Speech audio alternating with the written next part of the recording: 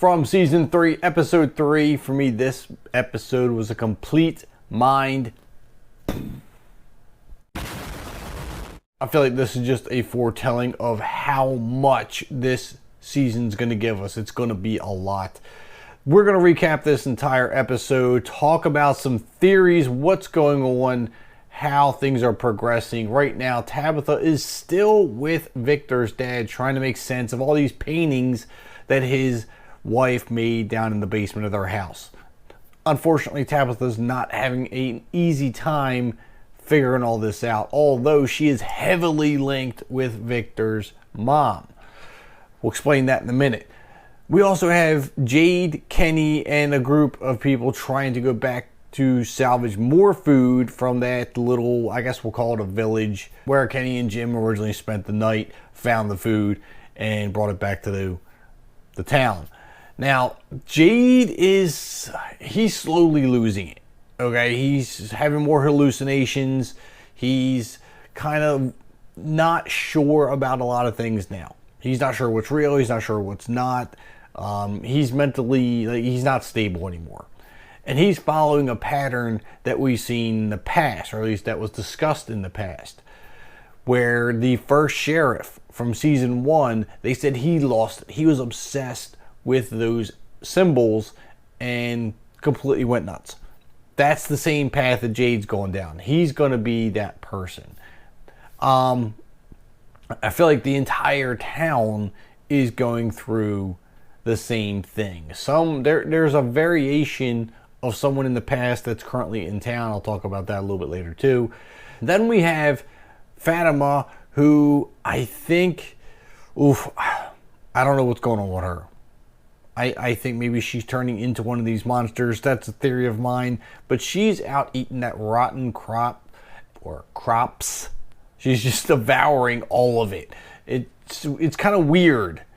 But Tilly tells her, oh, it's normal, it's fine. She's very calm about the whole thing, which has always kind of disturbed me about Tilly to begin with. She's always the calm one. She's not very concerned about anything going on around her. She's very cavalier about it. So that's disturbing to me, but I have a theory of that as well.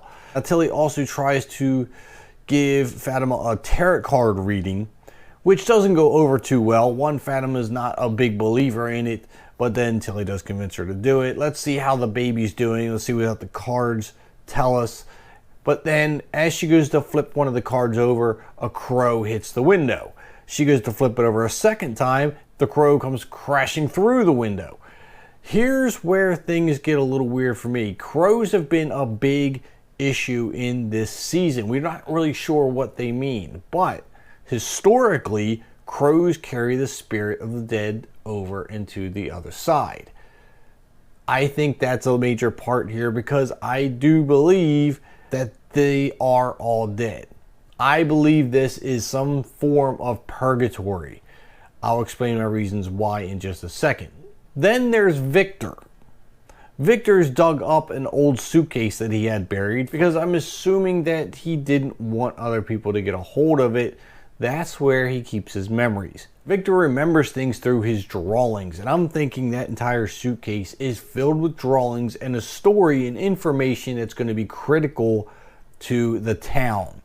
Now he ends up going to Sarah's house, wanting to build a fort and tell a story, and I'm sure that's what that story is. He noticed something big has happened or changed, and he needs to tell someone, and the only one's going to listen is Sarah. Only problem is, I think no one else in the town is going to listen to Sarah. So they're the only two that's going to be in on this information. Julie may end up listening. She's going to be a little harder to convince than Sarah, but I think Victor has the key to this whole thing in his drawings, at least possibly. But we also can't forget about Boyd and his absolutely crazy plan to capture one of these monsters. He thinks that if he captures one and forces it to talk, he can learn more about it. But they've already proven that the monsters are smarter than Boyd. Boyd has led this town for so long, but the problem is the town has been working on him slowly drawing his every last nerve and sense of self. That the monsters have noticed this and have really doubled down on it. They are really trying to break him, and I think they're on the verge of doing it. So now he's starting to think irrationally. He's starting to think that maybe I can capture one of these things. You can't. Come on, Boyd, you know you can't. And if you do, it's only because they're allowing you to as part of their own trap. These things have gotten smart, or they've been smart the whole time and just kind of watching you, figuring out what to do next. But if we go back to Tabitha and Victor's dad, she finds this bracelet inside of Victor's dad's car saying that that was a bracelet that his wife made for him, where she sees it as the same bracelet she made for Jim. Also, their songs are the same that was playing on the car radio. And this whole thing comes crashing down on Tabitha, where she is now like, this has got to be a trick. This has got to be the town playing another mind trick on me. Victor's dad's like, you know what, I'm not going to allow you to get out of the car because you came in with all this information saying that Victor is alive. He goes to dart off toward this tree because I forgot to mention, yeah, there's another bottle tree. Two of them, actually. One was in their backyard. This one, where he says the original bottle tree was in a park where his wife was, you know, him and his wife took acid. She did all these drawings. This is where all this stuff started. Had supposedly a hole in it. They're going to go see that. So that's where they're going. They get in a car accident. Next thing you know, they're back in the old town. Or at least they come across the tree that's going to take them back to the old town. It's getting insane. Like, I believe this is a purgatory of some sort. Now, I know in death, time is kind of irrelevant. I think all these people died maybe at different times, in different ways. So it's not like all the people on the bus that showed up all died on the bus. I think that's just kind of a formality of getting there. That's just a thought in my head.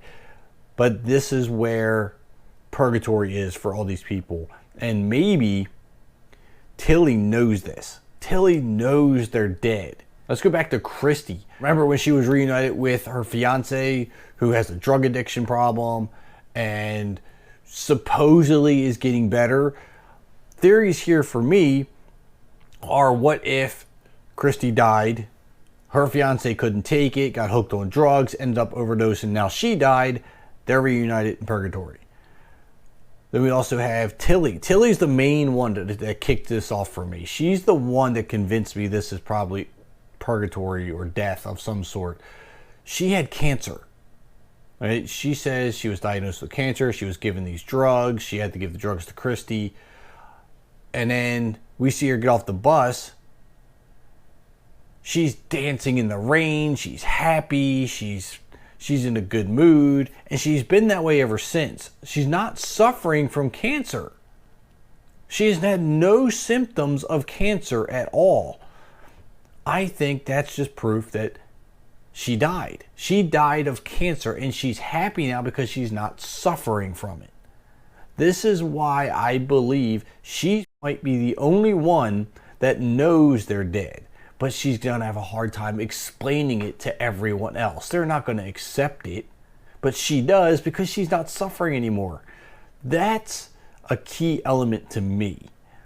Now, again, it's not the same that all these people died at the same time. It could have been hundreds of years apart. It's just, again, I think death could be irrelevant when it comes to, or time could be irrelevant when it comes to death. So that's a possibility. I just think there's so much going on. The ravens are another one. The crows. The crows are supposed to carry the spirits over. That's why there's so many of them around all the time. That's another reason I think this could be all linked. I could be completely off on this, but if I'm going off of anything, the people that created this show created Lost. And it's a very similar twist and concept that the show Lost had. In the show Lost, they all ended up being dead, or at least that's what they had us believe at the end. And I think that's exactly what's happening here. They just took Lost and made a horror version of it. I think it's the same concept. I think it's the same thing happening. Now, we can get through this whole show and find out that I was completely wrong on all of this. And you know what? Next episode may tell me I'm wrong on all this, or it may confirm I'm right. I don't know. What are your thoughts on this, though? There's so much going on in this show. My mind has completely exploded. Leave your comments down below. Hit that like button. Hit the subscribe button. And I will see you in the next episode.